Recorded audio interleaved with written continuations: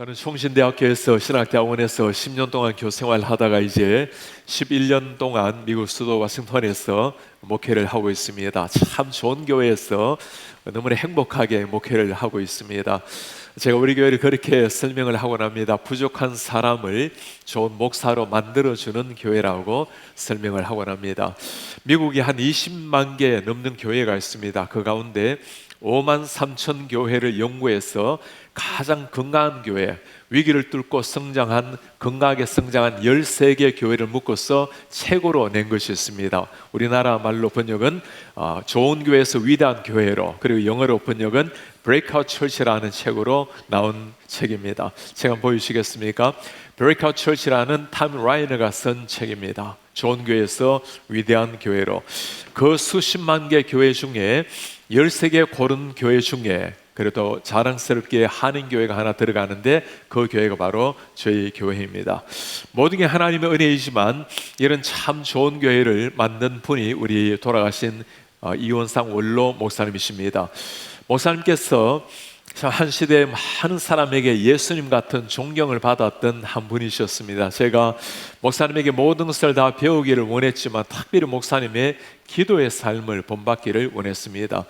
목사님께서는 매주일 수요일이 되면 금식으로 기도를 하셨습니다. 그리고 매달 1, 2, 3일이 되면 금식으로 기도를 하셨어요. 그러니 한 달에 7일 또는 8일을 금식으로 기도를 하신 겁니다.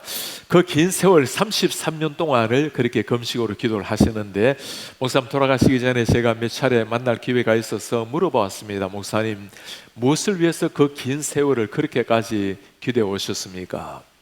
목사님께서 많은 기도 제목 가지고 매주 그 수많은 성도님들 매일매일 이름을 부르면서 기도를 하시는데, 매일 기도할 때마다 두 가지 기도는 꼭 하신다고 말씀을 해요. 첫 번째는, 주님, 제게 영의 눈을 여셔서 하나님의 영광을 보게 해주십시오. 제가 주님의 영광을 보아야 하나님의 그 영광스러운 복음을 전할 수가 있겠습니다.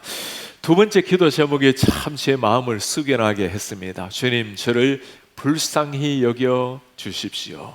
Lord, have mercy upon me. 주님, 저에게 자비를 베풀어 주십시오. 사람들은 목사님을 보면서 정말 예수님을 닮은 목사님으로, 미국에서 가장 그래도 큰 교회로 성장시킨 좋은 목사님으로 그렇게 기억을 하고 있는데, 정작 목사님이 하나님 앞에 드린 기도의 제목은 주님, 저를 불쌍히 여겨달라라는 기도 제목입니다. 목사님께서 사랑하는 아드님에게 이 땅을 떠나기 전에 남기신 유언이 있습니다. 제가 주님 앞에 제대로 한 것 없습니다. 리더십이 뛰어난 것도 아니고 행정력이 뛰어난 것도 아니고, 그리고 설교를 그렇게 잘하는 것도 아니란다.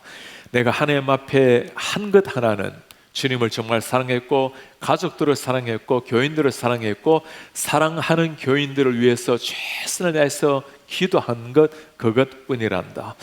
사랑하는, 우리가 기도할 때 우리가 주님 앞에 무릎을 꿇을 때 그때 하나님의 진정한 역사가 일어날 줄 믿습니다. 모든 게 다 부족하다 하더라도 주님 앞에 무릎을 꿇는 순간 하나님의 역사의 통로가 될 줄 믿습니다. 누가 이렇게 쓰임을 받을 수 있는 사람일까요?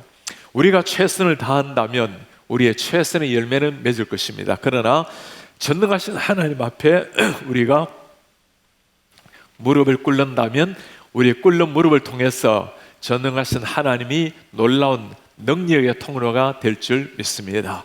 제가 이런 것을 두고 기독교를 기도교라고 부르고 싶어요. 우리 같이 한번 해볼까요? 기독교는 기도교다. 기독교는 기도교입니다.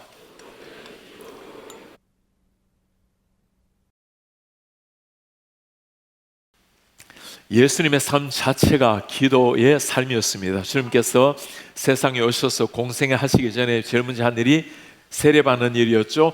세례 받으시고 물 위로 기도하면서 올라오신 주님, 그때 하나님의 영이 임하셨습니다. 주님께서 제일 처음에 하신 일이 무엇입니까? 사역하시기 전에 광야로 가셔서 40일 동안 금식으로 기도하시는 일이었습니다. 매일 사역을 하실 때마다 주님께서는 사역을 먼저 하신 것이 아니라 새벽에 한적한 곳에 가셔서 먼저 기도하신 주님, 하나님과 영적 교제 속에서 하나님의 능력을 드러내보셨던 우리 예수님.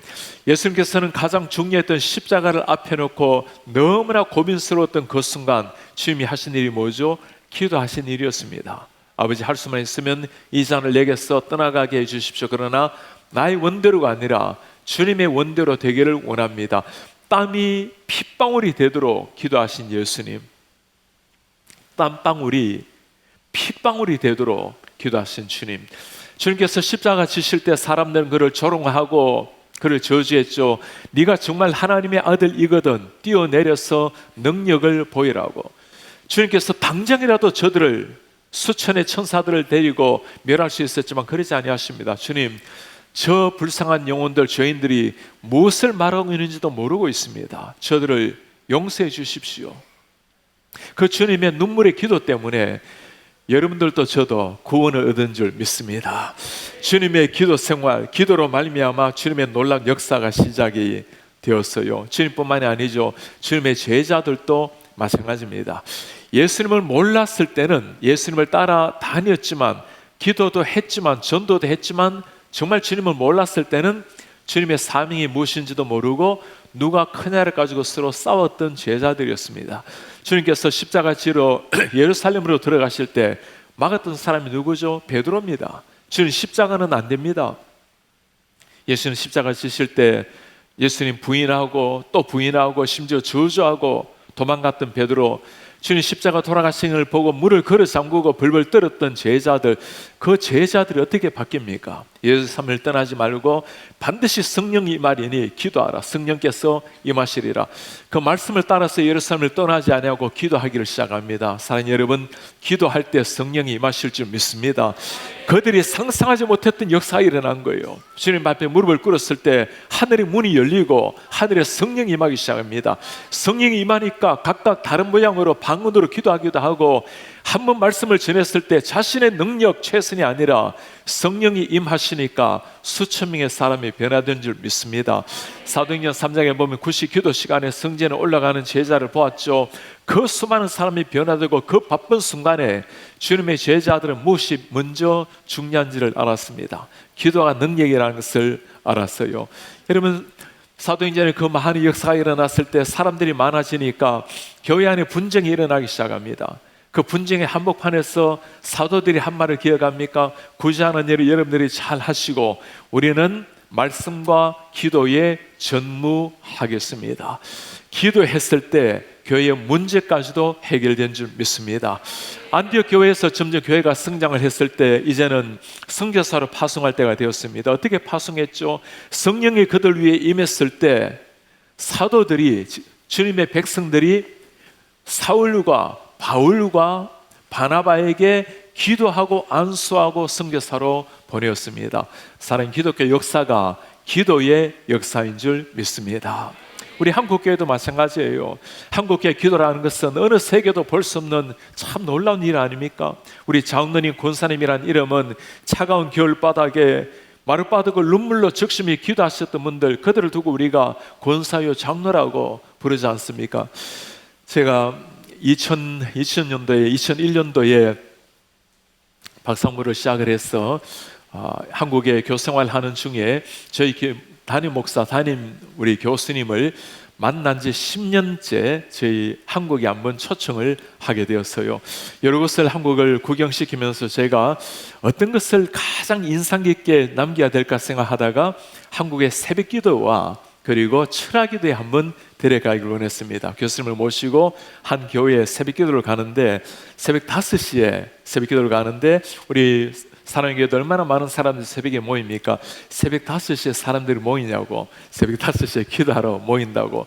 갔더니 가득히 사람들이 큰 교회라서 찼어요. 그렇게 기도하는 것을 보고는 매일 이렇게 기도하냐고, 올라왔으만큼도 매일 기도합니다. 교수님이 너무너무 감동에 젖은 거예요. 그리고 안양 갈멜산 금식기도원에 금요일 12시에 철학기도를 갔습니다. 12시 철학기도를 갔을 때 그 1,000명 넘는 사람들이 가득하게 앉아 있어요. 그 많은 사람들이 땅바닥에 앉아있고 미국인들이 땅바닥에 앉을 줄 모르잖아요. 그러니 의자 2개를 주어서 교수님과 사모님을 따로 앉게 하셨습니다. 그 밤 12시에 그 수많은 사람들이 기도하고 말씀 듣고 간절히 찬양하고 기도하고 이 모습을 보고 한 시대 그 수많은 미국의 선교사님들이 한국 땅에 들어왔는데 그 젊은이들의 복음을 듣고 이렇게 변화된 한국 땅을 보면서 정말 가슴에 감동을 가지고 미국으로 돌아가셨어요. 그리고 우리 한국 학생들 볼 때마다 여러분들의 기도가 한국을 살린 거라고, 그리고 미국 학생들한테 여러분들이 배우는 거 중요하고 잘 학문 깨닫는 거 중요하지만 하나님 앞에 기도하는 신학도가 되어라고 그걸 가르치고는 교수님을 보았습니다. 사랑의 여러분, 우리 한국교회가 이 기도 위에 오늘까지 온 줄 믿습니다. 우리가 다시 한번 회복해야 될 것이 있다면 무엇보다도 회복해야 될 것, 이 기도의 능력. 오늘날 이 기독교를 두고 말을 한다면 마치 빈혈에 걸린 교회라고 말할 수 있을 것 같아요. 많은 것을 가지고 있습니다. 예전에는 상상할 수 없었던 많은 것들을 누리는 기독교가 되었어요. 오늘날은 저희 교회도 마찬가지로 좋은 건물을 세워서 건축상까지 받는 참 이런 시대가 되었습니다. 모든 게 다 풍족한데 기도가 부족한 이 시대 기독교, 빈혈에 걸린 기독교라고 말할 수 있어요. 여러분, 빈혈이 걸리면 어떻게 됩니까? 피가 약해지면 온몸이 힘을 잃게 되는 겁니다. 모든 게 다 부족하다 하더라도 기도함으로 힘을 얻어서 주님 앞에 비상하는 새롭게 되는 우리가 되기를 바랍니다. 전 세계를 복음으로 가는 곳마다 복음을 전했던 빌리 그레함이 책에 보면 새벽을 깨운 새 나라라는 글이 있어요. 새벽을 깨운 새 나라, 캐나다, 일본, 한국이었습니다. 캐나다는 아름다운 새소리가 새벽을 깨웠어요. 자연이 아름다운 나라. 일본은 공장 돌아가는 기계가 새벽을 깨웠습니다. 경제 대국, 한국 무엇이 새벽을 깨웠을까요? 새벽의 종소리, 성도들의 기도 소리, 새벽을 깨웠습니다. 그리고 마지막에 결론적으로 한마디 합니다. 미래는 하나님 앞에 무릎을 꿇는 한국 땅을 향해서 열리게 될 것이다. 정말 그의 예언처럼 한국은 상상할 수 없는 발전을 해왔습니다. 지금 미국에 가면 한인 식당에 가면 예전에는 대부분들이 한인들이었어요. 요즘 한국 식당에 가면 태반이 미국인들입니다. 이제는 K-팝, K-문화, K-음식, K-영화, K-드라마. 한국은 세상이 지금 부러워하는 나라가 되었어요. 모든 걸 다 갖추고 있지만 정말 우리가 회복해야 될 것, 기도의 영성을 다시 회복해서 놀라운 하나님의 역사의 주인공이 되시는 이런 하나님의 사람들 되시기를 바랍니다. 오늘날 모두가 다 위기라고 말하는 이런 순간을 맞이하고 있습니다. 무엇이 위기를 뚫고 정말 부흥을 만들고 비상을 만드는 비결일까요? 사도행전의 역사의 비결을 잘 알고 있죠. 기도함으로 말미암아 성령을 체험하고 기도함으로 말미암아 그 죽음의 순교의 어둠을 뚫고 이룬 것이 사도행전의 역사였습니다. 오늘 이스라엘 백성들이 가장 위기의 순간에 접했던 이 순간이 되었어요. 또 블레셋 사람들이 쳐들어왔을 때입니다. 나라가 무너질 수 있는 이 상황 속에서 하나님께서 한 사람을 부르셨어요. 사무엘이라는 사람입니다. 사무엘은 오늘 이 전쟁을 앞에 놓고 이 위기 순간에 어떻게 이 위기를 극복하고 하나님의 승리를 가져오는지 본문이 참 잘 말해주고 있습니다. 사무엘이 했던 일을 한번 보도록 할까요? 3절의 말씀을 합니다. 사무엘이 이스라엘 온 족속에게 말하여 이르되, 같이 한번 읽어볼까요? 만일 너희가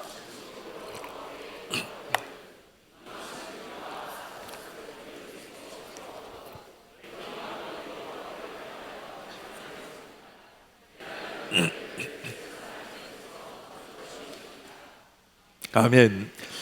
너희의 마음을 여호와께 향하여 그만을 섬기라. 뭘 버리라고 말합니까? 이방 신들과 아세라 신들을 제거하고 하나님만을 섬기라. 제일 먼저 하는 일이 뭐죠? 회개시키는 일입니다. 어떻게 이스라엘 백성들이 이렇게 우상을 섬기고 있을까요? 하나님의 백성들이 이전의 우상을 보면 바알 신의 토판을 보면 고각자들에 의하면 바알신이 두 손을 이렇게 들고 있어요. 한 손에 보면 천둥을 들고 있고 한 손에는 번개를 들고 있습니다. 여러분, 번개 치면 뭐가 떨어지죠? 불 떨어집니다. 청년시 뭐가 떨어지죠? 비가 내립니다. 그러니 바알이 불과 물을 다스렸던 신으로 이해되는 겁니다. 그러니 사람들이 물과 불을 다스리는 바알 신에게, 아스라 신에게 머리를 숙였던 사람들, 이름은 하나님을 섬기고 있는데 정작 하나님을 버리고 우상을 섬겼던 그 사람들에게 오늘 사무엘이 하는 부탁입니다. 이제 이방 신들 버리고 아스라 신을 다 제거하고 여호와께 돌아와서 하나님만을 섬기라. 우리가 오늘 주님 앞에 나와서 기도할 때 사랑하는 우리 성도님들, 하나님 앞에 내려놓아야 될 것, 버려야 될 것, 회개해야 될 것 무엇인지를 먼저 살펴보시길 바랍니다. 우리가 회개할 때 주님의 영이 임할 줄 믿습니다. 하나님 앞에 내 죄악을 토설하고 주님과 내과의 막힌 담이 다 허물게 될 때 그때 하늘의 문이 열릴 줄 믿습니다. 한국 역사에 보면 정말 이런 놀라운 기도의 역사, 회개로 말미암는 기도 역사가 얼마나 많은지 몰라요. 여러분 1907년도에 1월에 평양 대붕운동을 기억하십니까? 평양 대붕운동의 시작이 기도였습니다. 회개였습니다. 1월 4일이 되었어요. 우리 씨는 부흥회를 했을 때였습니다. 한참 은혜가 임하자 길선주 목사님이 많은 회중 앞에서 일어났어요. 참으로 존경받는 목사님이셨습니다. 목사님께서 회중들 앞에서 한 가지 회개를 해요. 내 친구가 이 땅을 떠나면서 미망인을 잘 돌봐주라고 나에게 돈을 맡겼는데 내가 그 돈을 갈취한 죄인입니다. 그렇게 존경을 받는 목사님이 회개를 하게 되자 성도님들이 앞다투어서 일어나서 자신의 죄를 고백하기를 시작했습니다. 그 회개의 불길이 일어났을 때 놀라운 역사가 일어났어요. 성도들이 집을 가지 아니하고 새벽 4시가 되도록 계속 회개하고 하나님 앞에 지은 죄들, 하나님 앞에 극복해야 될 죄들, 그렇게 회개 역사가 일어나자 이 거룩한 바람이 평양에서 선천으로 서울로 대구로 부산으로 광주로 다 불게 되었어요. 그걸 두고 우리가 부르기를 평양 대부흥운동회라고 부르는 겁니다. 우리 성도님들, 주님 앞에 무릎 꿇음으로 우리의 죄를 토설함으로 하나님의 부흥의 역사의 통로가 되는 우리가 되기를 바랍니다. 주님 앞에 회개함으로 말미암아 개인의 삶에도 위대한 변혁을 겪었던 사람 얼마나 많은지 몰라요. 우리가 잘 알고 있는 것 중에 모나미 153 볼펜 여러분 잘 기억하시죠? 송 회장님이십니다. 그분께서 사업을 하시다가 다 망하게 되었어요. 여러분 사업이 망하게 되면 뭘 해야 될까요? 다시금 구상을 하고 어떻게 하면 사업을 일으킬까 그걸 고민해야 되는데 회장님은 기도원으로 들어갔습니다. 주님 앞에 간절히 무릎을 꿇고 주님 제가 어떻게 해야 되겠습니까? 제가 주님 앞에 어떻게 나아가야 되겠습니까? 하나님께서 송 회장에게 3가지를 회개케 하셨어요. 내가 사업을 하느라고 너무나 바빠서 새벽 기도를 하지 않은 것. 그리고 결단했습니다. 주님 제가 이제는 어떤 일이 있다더라도 새벽을 깨워서 먼저 주님 앞에 기도하겠습니다. 내 삶을 하나님 앞에 드림으로 하나님의 영광을 구하도록 하겠습니다. 때로는 사업을 하다 보니까 주의를 어길 때가 있었어요. 주님 제가 이제는 하나님의 날에 일체 다른 사업을 하지 아니하고 주님께 제 삶을 드리고 헌신하겠습니다. 마지막으로 주님 제가 10의 1조를 정직하게 구별을 하지 못했는데 이제는 어떤 상황이 되더라도 사업이 망한다 하더라도 10의 1을 구별하여 하나님 앞에 드리겠습니다. 그렇게 3가지를 결단하고 성경을 펼쳤습니다. 그때 나온 게 요한복음 21장의 말씀이었어요. 예수님께서 배 오른편에 그물을 내려라. 물고기가 그물이 찢어질 정도로 잡혔어요. 몇 마리가 잡혔죠? 153마리 큰 물고기가 잡혔습니다. 거기에서 나온 게 모나미 153이었어요. 사랑하는 우리 성도님들, 회개할 때 하나님의 능력의 역사가 임하는 줄 믿습니다. 회개할 때 축복의 강물이 흘러넘칠 줄 믿습니다. 오늘 이스라엘 백성들 주님 앞에 회개하며 나왔어요. 한번 물어보시길 바랍니다. 우리가 주님 앞에 새로워지기 위해서 하나님의 은혜의 통로가 되기 위해서 우리가 회개해야 될 것이 무엇입니까? 회개해야 되는 것, 내가 죄라고 생각하는 것, 우리 속에 있는 우상이 무엇이죠? 우상이라는 게 지금 뿔 달린 것이 우상이 아닙니다. 아주 심플하게 생각해 보세요. 내가 중요한 결정을 내릴 때, 중요한 결정의 그 순간에 하나님보다 조금 더 우선시하는 것, 그게 우리 우상이에요. 여러분들 중요한 결정을 내릴 때 가장 중요한 요소가 무엇입니까? 자녀들입니까? 아내 남편입니까?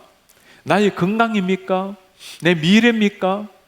나의 성향입니까? 그 모든 게 다 우상이 될 수 있는 겁니다. 하나님보다 조금 더, 평소 때는 표가 잘 나지 않습니다. 평소 때는 다 믿음대로 살고 열심히 내서 교회 다니고 성실하게 봉사하고, 그러나 결정적인 순간이 중요해요. 결정적인 순간, 결혼을 하려고 하는 그 순간에 믿음의 결혼을 하지 않는 자녀를 보고도 아무런 생각이 없는 부모님들, 결정적인 순간에 믿음의 형제 자매와 결혼을 하지 않으면서도 본인의 마음에 부대낌이 없는 젊은이들, 사랑하는 우리 성도님들, 믿음대로 기도하고 믿음대로 행하는 우리가 되기를 바랍니다. 그게 가장 안전하고 그것이 최고의 하나님의 축복의 길이 될 줄 믿습니다. 오늘 이스라엘 백성들 사무엘이 먼저 부탁하기를, 회개를 부탁을 하고 있어요. 그리고 온 이스라엘 백성들 미스바에 모여라, 내가 하나님 앞에 기도하리라. 여러분, 사무엘이 지금 하는 이야기가 이해가 됩니까? 전쟁을 하면 병사들을 모으고 병사들 훈련시켜야 되는데 백성들을 다 모읍니다. 어떻게 하려고 그렇습니까? 이렇게 모여 있으면 적들의 밥이 되기가 쉬운데도 하나님 앞에 기도하리라. 그리고 6절에 한번 보시겠습니까? 그들이 미스바에 모여 물을 길어 여호와 앞에 붓고, 같이 읽어볼까요? 그날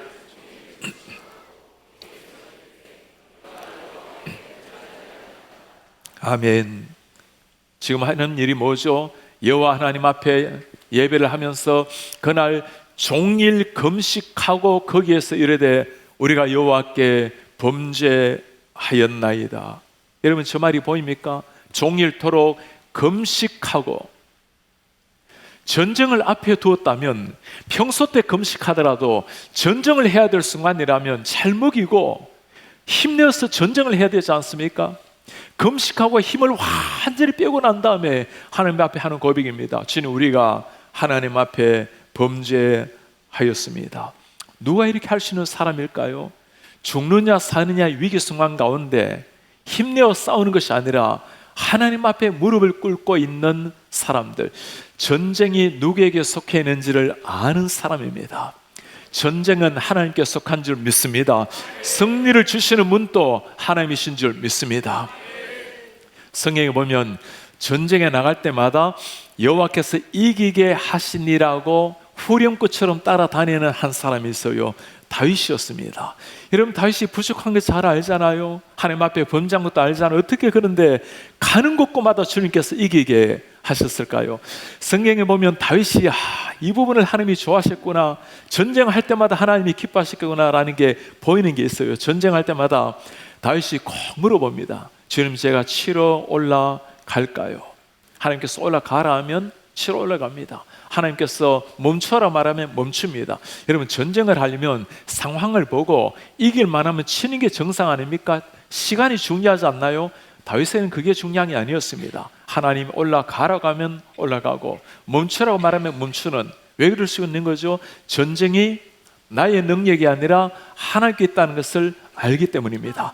그걸 주님이 보시는 거예요. 한 번은 다윗이 전쟁을 해서 엄청난 대승을 거뒀어요. 2만 명의 보병을 사로잡습니다. 그리고 말 1700마리를 얻게 돼요. 여러분, 말 1700마리 중에 다윗이 하는 말이 하나 있습니다. 1700마리 말 중에 1600마리 말에 힘줄을 다 끊어버립니다. 100마리만 남겨두고 1700마리의 말의 힘줄을 끊어버려요. 여러분, 말의 힘줄을 끊어버리면 쓸모가 없어집니다. 아니, 사람은 몰라도 그 멀쩡한 말을 왜 그렇게 죽입니까? 100마리만 남겨두고 1600마리 다 없애버리는 다윗, 무엇을 말하려고 하는 걸까요? 내가 의지하는 힘줄은 저 말의 힘줄이 아니라 누가 나의 힘줄이라는 겁니까? 여호와가 하나님이 나의 힘줄이라. 성경에 보면 뭐라고 말합니까? 왕은 말을 많이 얻기 위해서 애굽으로 가지 말라고 합니다. 왕이 말을 많이 두지 말라고 해요. 왜 그럴까요? 왕은 전쟁해야 되는 사람 아닌가요? 말이 많아 이길 수 있는데 왕이 말에 의존하지 말고 누구를 의존하라는 겁니까? 하나님을 의존하라는 겁니다. 이게 우리가 말은 쉬워요. 그리고 그렇게 생각하기도 쉬워요. 그게 신앙의 원리라는 것도 압니다. 그러나 정작 그 멀쩡한 말의 힘줄을 끊어버린다라는 것, 정말 하나님이 나의 힘줄이라고 믿는 사람만이 할 수 있는 일입니다. 우리 사는 성도님들, 우리가 믿고 있는 바 그대로 삶으로 실천해내는 이런 우리가 되기를 축복합니다. 이런 다윗을 바라보고 하나님이 하신 말이에요. 어디를 가든지 이기게 하시니라. 오늘 사무엘 바로 이 역사를 알았습니다. 전쟁에 하나님께 있다는 것을 알고 이 위기 순간, 절대절명의 순간에 금식하며 하나님 앞에 무릎을 꿇었던 사람들, 기도할 때 우리 하나님 놀라운 역사가 일어날 줄 믿습니다. 여러분들의 생애 가운데 이런 기도를 해본 적이 언제입니까? 기도함으로 말미암아 정말 하나님의 그 놀라운 역사를 체험해본 마지막 때가 언제입니까?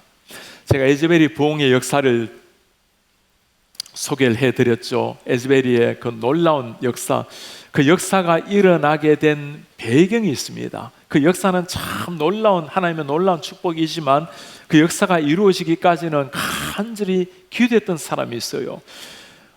평소 때처럼 예배를 마쳤습니다. 예배를 마치자 학생들이 다 학교로 돌아가고 또 교실로 돌아가고 집으로 돌아갔어요. 그 시간에 19명의 학생들이 남아서 기도하기를 시작했습니다. 그 사진 여러분 한번 보시겠습니까? 저 학생들이 남아서 하나님 앞에 간절히 기도하자 기도하기를 시작을 하니까 성령께서 임하기를 시작했습니다. 성령이 임하기 시작하니까 서로 간에 그들의 죄를 고백하기를 시작했어요. 젊은이들, 학생들이 그들의 죄를 고백하자 성령께서 더 강력하게 임하기 시작했습니다. 19명 가운데 뭔가 일어난 거예요. 그래서 친구들한테 SNS를 보내기, 문자를 보내기 시작합니다. Come to 휴지 예배당으로 와라. Something's happening here. 뭔가 지금 여기서 일어나고 있다고 친구들이 한 명 한 명 들어오기를 시작합니다. 너무나 큰 열기가 일어나자 수업 중에 아이들이 막 나가기를 시작해요.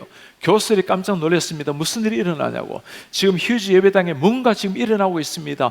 교수들도 수업을 그만두고 예배당으로 몰려들기 시작합니다. 마을 사람들에게 문자를 보내고 마을 사람들이 모여들기 시작했어요. 그렇게 모여든 게 1500석의 예배당에 가득하게 차게 되었고, 그때부터 예배, 찬양, 기도, 예배, 찬양, 기도가 계속되게 된 겁니다. 2주 동안 24시간 예배가 끊이지 않게 된 것, 이걸 두고 우리가 에즈베리 부흥이라고 부르는 겁니다.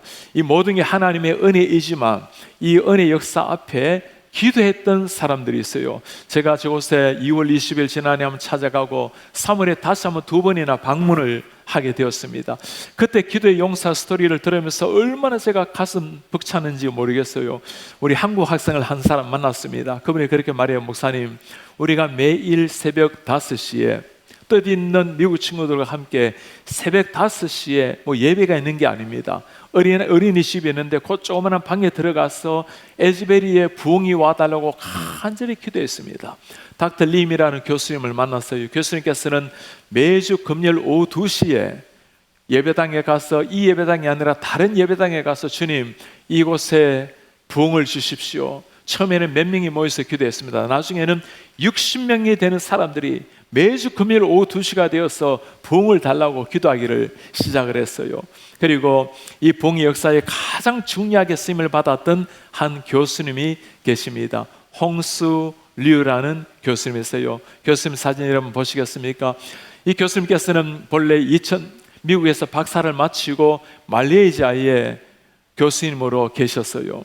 그러다가 2015년도에 이 에즈베리 대학교에 교환 교수로 오셨습니다. 1년 동안 교생활 두고 방문 교수로 있다가 기도하는 가운데 하나님께서 그분에게 말씀을 하셨어요. 네가 교수직을 내려놓고 이 학교에 와서 부흥을 위해서 기도하면 어떻게 하는가? 주님, 제가 먹고 살아야 될 사람입니다.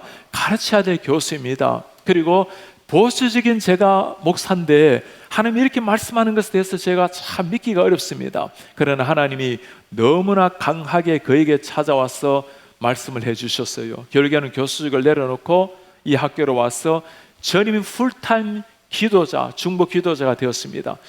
그리고 시간이 지나가자 2020년이 되었어요. 하나님께서 또 말씀하셨습니다. 이제는 그냥 다니지 말고 사인판을 들고 다니라고, 앞뒤로 메고 다니라고. 여러분, 저 사인판 저기 보입니까? Repent, believe in Jesus, 회개하고 예수를 믿으라. For the kingdom of God is near. 천국이 가까이 왔다. Wilmore, Wilmore는 저 도시 이름입니다. Wilmore요, awakening, 대각성으로 일어나라. 리바이벌, 부흥이 오기를. 오른쪽에 이름 보입니까? Oh come Holy Spirit, 성령님 와 주십시오. 여러분, 박사가, 교수님이 저렇게 편말을 들고 돌아다니면서 매일 학교를 돌아다니면서 기도를 했으니 사람들이 뭐라고 보시겠어요? 그래서 제가 교수님, 모르는 사람이 없겠습니다라고 말했더니 사람들이 저를 부르기를 Man with a sign이라 부른대요. 사인판 들고 다니는 사람. 그리고 어떤 사람들은 나를 샌드위치맨이라 부른대요. 앞뒤를 이렇게 샌드위치처럼 이렇게 기도판을 들고 다니니 그럴만 하지 않았겠습니까? 그렇게 주님 앞에 간절히 기도하다가 2년쯤 기도하다가 2022년도가 되었습니다. 이제는 기도를 그만두고 뉴욕에 가서 홈리스 사역을 하라는 거예요. 아니, 하나님, 제가 이곳에 부흥을 보기 위해서 교수직을 버려두고 왔는데 이제는 부흥을 보기도 전에 왜 뉴욕을 가라고 말합니까?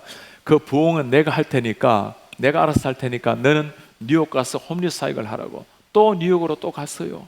홈리스 사역을 하는 겁니다. 제가 이 교수님의 소리를 들으면서 하나 궁금한 게 있었어요. 그 사모님이었습니다. 남편은 하나님께서 그래도 하나님이 말씀 주신 말씀을 따라서 순종을 하지만 사모님이 이런 모습을 보고 뭐라고 하셨을까요? 제가 사모님께 물었더니 사모님의 대답은 아주 간결했습니다. I just followed him. 나는 남편을 따라갔을 뿐입니다. Ultimately follow the Lord. 그것이 바로 주님을 따라가는 일이었습니다. 남편을 따라 자신의 삶을 그대로 드렸던 사모님, 뉴욕에서 홈리스 사역을 한참 하고 있을 때였어요. 지난해 2월 7일이 되었습니다. 아버님이 돌아가셔서 홍콩에서 5일 동안 지내다가 미국으로 돌아오셨어요. 5주 동안 있다가 미국으로 돌아왔어요. 2월 8일 아침이 되었습니다. 잠을 깨는데 너무나 기분 좋게 하늘이 확 열리는 모습이 왔어요. 오늘 뉴욕의 이 홈리스 사역에 하나님이 무슨 은혜를 주시는가 보다 특별한 날이구나 하고는 홈리스 사역을 하는 대로 버스를 타고 갔어요. 길거리에 누워있는 사람들, 매춘부들, 마약 중독자들, 그렇게 형편없이 살아가는 사람들을 보면서 교수님의 마음이 확 막혀왔습니다. 주님, 정말 이들에게 소망이 없단 말입니까?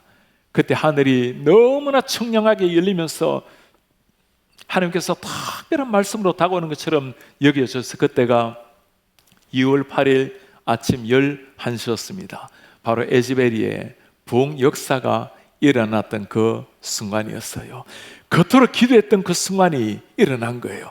이 얘기를 듣고는 바로 켄터키로 비행기를 타고 갔습니다. 이 부흥 역사를 보고는 너무너무 감격스러워서 그 옛날에 앞뒤판, 사인판 들고 다녔던 걸 또 들고 다니면서 할렐루야 찬양하고 있는데 하나님이 그 이제 그만 들고 다니라고, 이제는 너의 존재를 여기서 지우라고 다 내려놓고 조용히 있는 거예요. 얼마나 많은 방송사, 한국말로 말하면 KBS, MBC, 미국으로는 NBC 뉴스, 폭스 뉴스, CNN 뉴스, 많은 방송이 와서 누구를 찾았겠어요? 바로 홍 교수 찾지 않았겠습니까? 한 사람하고도 인터뷰를 하지 않았어요. 자신의 이름에 나타날 필요가 없고 오직 하나님만이 나타날 뿐이라고. 제가 이분과 인터뷰할 수 있는 계기는 그분과 함께 기도했던 한국 목사를 잘 알았기 때문입니다. 사랑하는 여러분, 하나님께서 무릎을 꿇는 사람을 통해서 놀라운 기적의 역사를 지금 또 이루고 계신 줄 믿습니다. 오늘 죽느냐 사느냐 위기의 순간에 오늘 사무엘이 했던 이 일은 하나님 앞에 무릎을 꿇는 일이었어요. 기도하는 일이었어요.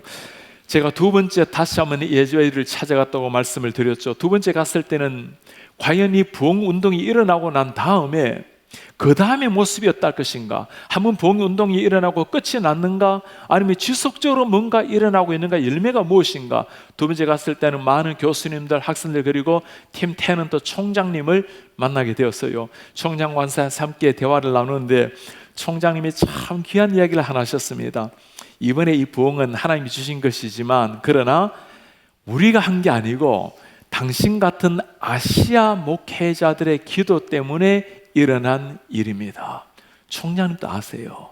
저 말레이시아 목사님, 한국 목사, 한국인들, 아시아인들이 이렇게 새벽을 깨워서 기도한다고, 그래서 우리 보고 고맙다고, 당신들의 영성과 당신들의 기도로 말미암아 이 놀라운 역사가 일어난 것입니다. 사랑하는 여러분, 미국 땅에 있는 한인들, 미국 땅에 있는 아시아인들뿐만 아니라 우리가 주님 앞에 무릎을 꿇고 때로는 주님 앞에 간절한 마음으로 새벽을 깨워서 주님 앞에 기도함으로 이 시대 가운데 놀라운 영적 부흥을 체험하는 이런 우리가 되기를 축복합니다. 제가 이번에 부흥 역사를 보면서 특별하게 한 가지 은혜를 받은 게 있어요. 저 부흥 역사가 일어난 곳이 에즈베리 신학대학원이 있고 대학교가 있습니다. 대학교는 일반 대학교예요. 신학대학원에서 일어난 것이 아니고 일반 대학교에서 일어난 일입니다. 무슨 말일까요?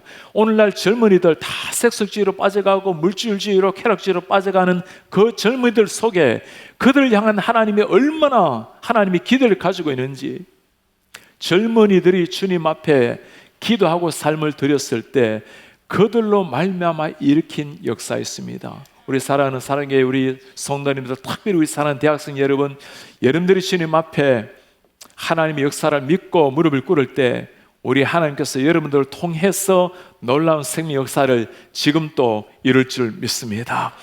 오늘 블레셋 백성들 쳐들어오는 가운데 두려워 떨고 있었던 이스라엘 백성들 함께 모여서 금식하고 있으니 이게 싸움이 되겠습니까?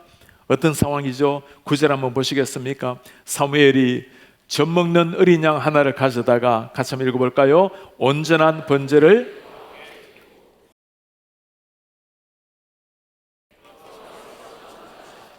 아멘. 하나님 앞에 예배할 때 여호와께서 응답하셨더라. 와, 정말 놀라운 일 아닙니까? 세상 사람들이 이해하지도 못하고 상상하지 못할 일들, 우리 10절 계속해서 한번 볼까요? 사무엘이 번제를 드릴 때 블레셋 사람이 이스라엘과 싸우려고 가까이 오매 그날에 여호와께서 블레셋 사람에게 큰 우레를 발하여 그들을 어지럽게 하시니 그들이 이스라엘 앞에서 피한지라. 아멘. 정말 마른 하늘의 벼락이라는 게 이런 말 아니겠어요? 사무엘이 번제 드릴 때 예배하는 겁니다. 어떻게 전쟁을 앞에 놓고 이렇게 예배하고 있을까요? 블레셋 사람이 이스라엘과 싸우려고 가까이 오면 그렇죠, 이제 도간에 든 쥐 아니겠습니까? 그날에 여호와께서 블레셋 사람들에게 큰 우레를 바라매, 여러분 우레라는 게 그냥 하늘에서 떨어진 거 아니겠어요? 누구에게나 똑같이 오는 거 아닙니까? 그게 아니었어요. 블레셋 사람들을 향해서 우레를 발하여 그들을 어지럽게 하시니 그들이 이스라엘 앞에 피한지라. 전쟁 하나 하지 아니하고 칼날 하나 휘둘리지 아니하고 놀라운 승리를 거둔 이스라엘 백성들, 누가 싸워주신 겁니까? 하나님이 싸워주신 겁니다. 죽느냐 사느냐의 위기 순간에 하나님을 믿되 100% 믿고 완전히 신뢰할 때 우리 하나님이 친히 역사하신 줄 믿습니다. 이게 기도예요. 우리가 할 수 없다는 것을 알 때, 주님 앞에 전심으로 완전히 들을 때 그때 우리 하나님 역사할 줄 믿습니다.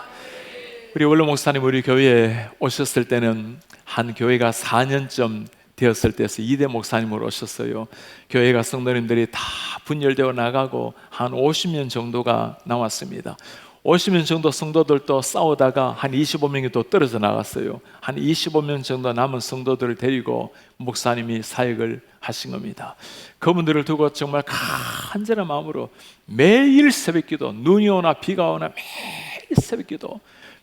지금 또 버지니아, 워싱턴에 얼마나 눈이 많이 왔는지 모르겠어요. 모든 학교가 며칠 동안 문을 다 닫았습니다. 눈이 산더미처럼 오는 날은 밤새도록 길을 씁니다. 그리고 교회를 나왔어요. 지금 또 산더미 같은 눈이 오면 요즘은 길 쓰기도 쉽지 않습니다. 우리 목회자들은 아무리 산더미 같은 눈이 온다 하더라도 새벽 기도를 쉬는 법이 없습니다. 그래서 교회에서 자요. 저도 교회에서 자는 일이 들어 있습니다. 너무 눈이 와서 못 올 것 같으면 교회에서 잠을 자고 예배를 합니다. 그러면 성도님 때로는 한 분이 오실 때도 있고 아예 못 오실 때도 있고, 그래도 목회자들 몇 분이 예배를, 기도를 가지고 있어요. 그 전통이 내려오기 때문입니다. 사랑하는 여러분, 모든 게 다 사라진다 하더라도, 교회가 분열되고 성도들이 떠나간다 하더라도 하나님 앞에 무릎을 꿇는 사람들을 통해서 놀라운 기적의 역사가 일어날 줄 믿습니다. 그 역사가 사도행전의 역사였고 한국의 초대의 역사였고, 지금 또 하나님께서 이런 기도를 통해서 놀라운 생명 역사를 이룰 줄 믿습니다. 하나님이 친히 이루시는 기도의 역사, 우리 성도님들 그 기도에 체험이 있는, 그래서 우리의 삶이 기도로 말미암아 새로워지는 하나님의 주인공 되시기를 축복합니다. 제가 중국에서 섬겼을 때 섬겼던 중에 하나가 중국의 장안 서안이라는 곳입니다. 옛날 말로 장안이라고 하는데, 장안이 옛날에 수도였어요. 서울이었습니다. 장안에 가면 무덤이 두 개 중요한 것이 하나가 있는데, 하나는 진시 황제 왕릉이 있어요. 발견이 되어서 지금도 가면 병마용 얼마나 거대한, 눈으로 보기도 어려운 진시 왕릉 무덤이 있고, 또 하나가 척천무후 무덤이 있습니다. 여러분, 척천무후라는 게 우리나라에도 드라마로 얼마나 많이 소개가 되었습니까? 중국의 유일한 여 황제였습니다. 척천무후의 무덤은 그냥 무덤이 아니고 거대한 산을, 큰 산을 이렇게 깎아서 무덤으로 만들었어요. 가만히 보면 여인이 누워있는 모습처럼 보입니다.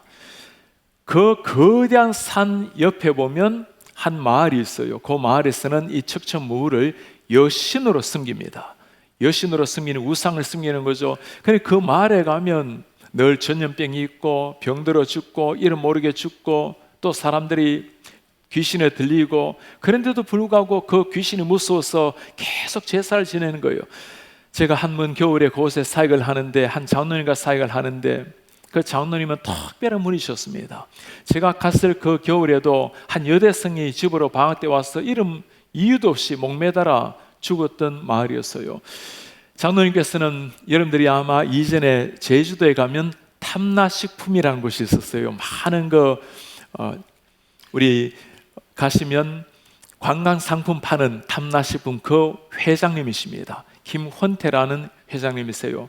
그 옛날에 중국가 수교가 되기도 전에 중국에 뭘 구하려고 방문을 하셨습니다. 중국을 보니까 교회가 하나도 없어요. 이분이 너무나 놀라서 중국에 교회가 없냐고, 교회가 하나도 없다고, 교회를 하나 세우면 어떻게 하면 되냐고, 중국에는 교회를 못 세운다고, 공산주의 나라라고, 아니 세우려면 어떻게 하면 되냐고. 그 30년 또 더 된 옛날에 200만 불, 당시 때 돈으로, 지금 돈으로 30억 가까이 투자하면 교회를 세워주겠다고. 여러분, 30년 전에 30억이면 지금 얼마일까요? 장로님께서는 당장에 사제를 다 틀어서 중국으로 들어갔습니다. 그래서 중국 서안의 장안에 허락받은 1호 교회가 한국인이 세운 그 교회예요. 여러분, 장안이 서안이 어떤 곳일까요? 우리가 알고 있는 비단길 실크로드가 시작되는 곳이 그 장안입니다. 실크로드로 말미암아 저 서방으로 외국 문물이 왔다 갔다 하지 않았습니까? 장로님께서, 주님, 이 실크로드를 통해서 복음이 저쪽까지 갈 수 있도록 도와주세요. 그리고 교회를 세우고는 전도하기 시작했습니다. 전도가 되겠습니까? 그곳에 떠돌아다니는 아이들, 부모님이 다 돌아가신 아이들 7명을 입양을 해서 자신의 아이들로, 아들, 딸로 다 삼았어요. 그리고 중국에는 젊은이들 한 사람 한 사람 교회에 나오기 시작했고, 그렇게 교회가 점점 번성해져 갔습니다. 제가 갔을 때 장로님이 그렇게 말씀해요. 목사님, 우리 교회 어릴 때부터 나왔던 홍해라는 아이가 있는데, 이 아이가 이번에 귀신이 들렸습니다. 그 마을에 사는 아이예요. 홍해를 위해서 기도 한번 하러 갔으면 좋겠어요. 그리고는 한참 차를 몰고 곳에 갔습니다. 그 아이가 교회까지 나오는데 걸어서 2시간을 나와요. 홍해 집에 돌아가는데 제가 눈으로 믿겨지지가 않아요. 방으로 들어갔더니 어머니가 홍해가 방이 없대요. 그 추운 겨울에 헛간에 가보니 헛간에 홍해가 누워 있어요. 옷도 하나도 안 걸치고 맨몸으로 누워 있는 거예요. 제가 얼마나 겨울이 추운지 제 목도리를 풀어가지고 홍해를 덮어주니까 그러지 말래요. 몸 한번 만져보래요. 몸을 만져보니까 정말 불덩이처럼 뜨거워요. 그 추운 겨울에 이 귀신이 들어가니까 이 사람이 상상이 안 되는 거죠. 밑에 보니까 오물이 다 흘러있고, 몸은 욕창으로 헌대가 투성이고, 눈은 보니까 흰자가 드러나고 2, 3일을 못 갈 것 같아요. 중국에는 아이를 하나밖에 못 낳잖아요. 그 하나밖에 없는 아이 죽는다고 엄마는 오열을 토하면서 눈물로 그렇게 하고 있고, 장로님이 저보고, 목사님, 홍해를 위해서 기도 한번 해주세요 해요. 제가 무슨 기도를 하겠습니까? 그 아이를 끌어안고 정말 간절한 마음을 기도했습니다. 하나님, 이 22살의 청년이에요. 이렇게 죽을 수는 없지 않습니까, 하나님? 그리고 돌아오는데 마음이 너무너무 아파요. 장로님, 내일 한번 다시 가서 홍해 목욕시키고 밥 한번, 따스한 밥 한번 먹이고, 그리고 주님께로 돌려보냅시다. 그렇게 하자고. 저녁에 식사를 하고 잠을 자는데 밤 12시가 되었어요. 종소리가 들려와요. 와, 이래서는 안 되겠어요. 이 홍해가 지금 이렇게 죽어가는 거는 저 귀신 때문에, 척천무의 귀신 때문에 그런데 귀신을 잡아야 이 홍해가 살아나지. 그래서 제가 장로님께, 장로님, 홍해가 살리려면 귀신을 잡아야 되는데 우리 귀신 잡으러 갑시다 했더니 또 장로님이 가세요. 그 밤 12시에 일어나서 후레쉬 들고 차를 몰고 그 척천무 무덤으로 한참 갔습니다. 제가 가면서 제 인생에 오늘 지금 무슨 일이 날지 모르는 밤인데 제가 지인들에게 전화를 해가지고 날 위해서 기도 좀 해달라고, 지금 귀신 잡으러 간다고. 그리고 그 일을 다 녹음을 했어요. 혹시라도 나중에 제가 무슨 일이 일어나면 후대 사람들이 어떤 일이 일어나는지 좀 기억을 해달라고 그 몇 시간 동안을 다 녹음을 하면서 차를 세워놓고 그 밤에 후레쉬를 비춰가면서 그렇게 산비탈을 타고 올라갔어요. 올라가면서 제가 최근에 그 녹음을 한번 들어봤는데 그런 얘기가 나와요. 장로님, 이 귀신에게도 급소가 있을 텐데 급소가 어딜까요? 했더니 장로님이 급소라면 아마 목이 아니겠냐고. 장로님, 목을 졸라야 된다고. 목을 졸라야 숨통을 끊어놔야 이 귀신이 죽을 거라고. 목이 어디냐 했더니 쭉 올라가면 목 주위를 거대한 바위를 이렇게 바위산을 만들어 놓았어요. 장로님 올라가자고 한참 땀을 뻘뻘 흘리면서 올라갔습니다. 그랬더니 거대한 바위산이 나와요. 그 바위산에 올라서 그 한밤에 추운 겨울밤에 그 바위를 밟으면서 주님, 이 귀신의 목을 졸라주시고 목을 비틀어주시고 숨통을 막아주시고 홍해를 살려달라고. 여기가 비단길입니다. 주님, 이 복음이 저 서쪽까지 들어가서 백투열의 삶의 복음이 일어나게 달라고 몇 시간을 막 기도하는데 와, 그 추운 겨울에 막 땀이 비오듯이 흘러내리고 있어요. 너무나 승리감으로 도취해서 길을 내려오는데 한참 중턱에 좀 내려오니까 갑자기 막 붉은 사이렌이 막 돌아가요. 저게 뭔가 싶어서 가만히 보니까 이거 우리가 감시 카메라에 걸린 거예요. 독을 범으로 몰린 거예요. 좀 있으니까 군인들이 차다가 막 엄청난 차들이 막 산으로 올라오는 거예요. 장로님하고 저하고 여기서 잡히면 우린 장로님 이제는 끝입니다. 장로님 하고는 막 뛰어내려오는데 이게 잡히면 여러분 나라의 문제가 되지 않겠어요? 또 제가 그래도 총신대학교 교수인데 이거 잡혀놓으면 또 어떤 일이 일어나겠어요? 그리고 막 도망 나와서 뛰어내려오는데 숨이 차서 도저히 안 되겠어요. 장로님 또 연세가 있으시니까 장로님 여기 좀 숨자고, 오목한 데가 있어가지고 가만히 숨어 있는데 경찰들이, 군인들이 막 이 산 저 산을 다 뒤지고 있어요. 그리고는 그 위기 순간에 죽느냐 사느냐 그 위기 순간에 처음에는 두렵고 떨림이 있더니 가만히 기도하고 있는데 이게 평안해지면서 하늘의 그 기쁨이 막 내려와요. 그러면 저 속에 찬송이 흘러나왔습니다. 내 영혼의 그 깊은 데서 맑은 가락이 훈련하네. 하늘 곡조가 언제나 흘러나와 내 영혼을 고이 사네. 평화로다.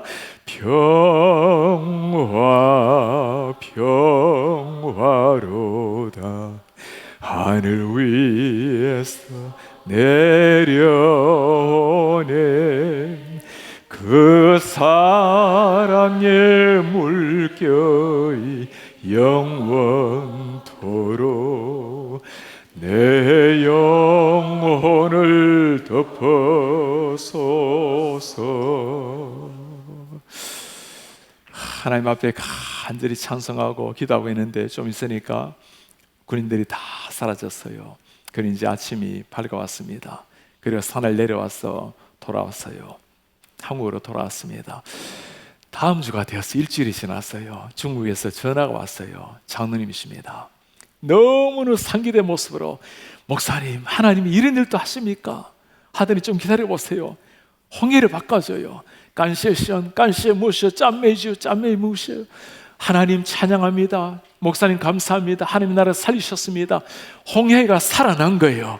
우리 하나님께서 할렐루야, 그 귀신의 목줄기를 완전히 박살내시고 그 귀신에 사로잡혔던 그 가련 형제를 살려내신 겁니다. 우리 하나님 지금 또 이렇게 살아서 역사하시는 줄 믿습니다. 제가 그리고 6개월 후에 여름방학이 되어서 또다시 그곳에 찾아갔어요. 그 22살의 젊은이가 뛰면서 주님을 찬양하는데 제 눈으로 믿기지가 않아요.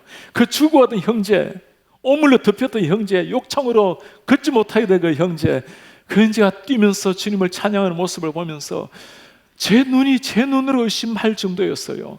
사랑하는 여러분, 우리가 기도할 때 지금도 하나님 그 놀라운 생명의 역사를 이룰 줄 믿습니다. 누가 이렇게 기도할 수 있는 사람일까요? 적들이 지금 바로 눈앞에 있는데 어떻게 그 앞에서 모여서 거기서 예배하고 금식하고 기도하고 이게 말이 됩니까? 이게 믿음의 사람들이 하는 일이에요. 이게 주님의 제자들이 했던 일이에요. 벌벌 떨었던 제자들이지만 기도했을 때 나타나는 역사를 체험한 사람들이 할 수 있는 게 이런 삶이에요. 한국 교회가 이 기도 때문에 오늘까지 온 줄 믿습니다. 우리 목포 사랑의 교회가 우리 선배님들, 우리 초창기부터 목사님과 함께 기도했었던 권사님들, 장로님들, 바로 여러분들이 이 자리에 앉아 계시지 않습니까? 그 기도 유산 때문에 오늘날 이 사랑의 교회가 오늘까지 오지 않았나요? 우리 사랑하는 부모님들, 이 기도 유산을 여러분들 자녀들에게 남겨주시길 바랍니다. 다른 거 다 사라져요. 다 지나갑니다. 그러나 하나님 앞에 꿇는 무릎, 우리가 무릎을 꿇을 때 하나님의 동일하게 역사하신 거 하나님이 체험하고 체험시키는 여러분들 되시길 바랍니다. 우리 사랑하는 대학생들, 젊은이들, 여러분들의 선배들, 여러분들의 믿음의 할아버지, 할머니, 믿음의 어머니, 아버지, 그들이 남긴 기도의 유산을 여러분들 가슴 속에 새기기를 바랍니다. 이 기도가 여러분들의 심장 속에 새겨져 있다면 세상이 어떻게 된다 하더라도 관계없어요. 하나님 앞에 당당하게 서 있는 사람, 주님 앞에 무릎을 꿇게 되면 세상 어느 곳에서도 무릎을 꿇지 않는 젊은이가 될 줄 믿습니다. 하나님 앞에 겸손하지만 그러나 세상 앞에 당당한 이런 하나님의 사람으로 살아내는 이런 여러분들 되시길 바랍니다. 오늘 이 사무엘을 지켜보고 있는 하나님의 얼굴 모습을 한번 생각해 보세요. 여러분 지금 죽느냐 사느냐 이 순간에 하나님을 믿고 정말 하나님을 절대적으로 믿고 금식하면서 기도하고 있는 이 사무엘을 지켜보고 계시는 하나님의 그 얼굴 표정, 무슨 생각이 들까요, 여러분? 나를 저렇게까지 믿는데, 아니 죽을 순간에 싸우지 않고 기도하고 있는 저 사무엘을 보면서 하나님의 마음이 울컥하지 않겠어요? 어떻게 안 도와줄 수가 있겠어요? 이분은 우리 하나님이세요. 우리가 주님 앞에 놓고만 하면, 문만 두드리면, 무릎만 꿇으면 기다리셨다는 듯이 다가오시는 분이 우리 하나님인 줄 믿습니다. 제가 이제 미국에서 목회한 지가 11년이 되었다고 했죠. 처음에 목회를 시작을 하면서 잘 해야 된다는 부담이 너무너무 큰 거예요. 잘해야 된다는 부담이 너무 커지자 새벽부터 밤늦게까지 얼마나 뛰어다녔는지, 제가 10년 동안 학교에서 가르치다 보니까 제 제자들이 5,000명 이상의 목사들이 되어 있습니다. 그들이 이 10,000개나 되는 눈을 가지고 저 선생이 어떻게 목회하는가 하고 다 지켜볼 텐데, 제가 잘해야 된다는 부담 가지고 그렇게 막 뛰어다니면서 목회할 때, 설교는 옛날에 했던 설교를 가지고 좀 각색해서 설교하고, 기도는 늘 새벽에 같이 기도하니까 새벽기도 같이 하고, 그 기도 공적 시간이 있으니까 공예배를 하고, 개인적으로 주님 앞에 나가는 시간이 너무너무 적었던 거예요. 주님께서 너 그렇게 목회하는 게 아니라고, 나하고 같이 교제해야지. 그래도 저는 할 일이 많았고 뭔가 좀 더 잘해서 좋은 열매를 맺기를 원했고, 그렇게 시간이 지나가기 시작했습니다. 1년이 지나가고 참 교회도 잘 성장하고 부흥을 하고, 그러다가 한 번 아주 계기가 있어서 하나님이 저에게 강력하게 찾아오셨어요.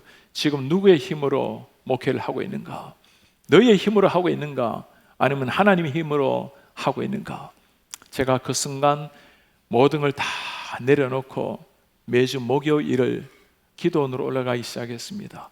코로나 지나고 난 다음에는 집에서 기도하면서, 그리고 말씀 준비하면서 목요일을 보내고 있어요. 지금까지 제가 하나님 앞에 일어날 수 있는 힘은 목요일이 있습니다. 기도하고 말씀에 충만하는 날.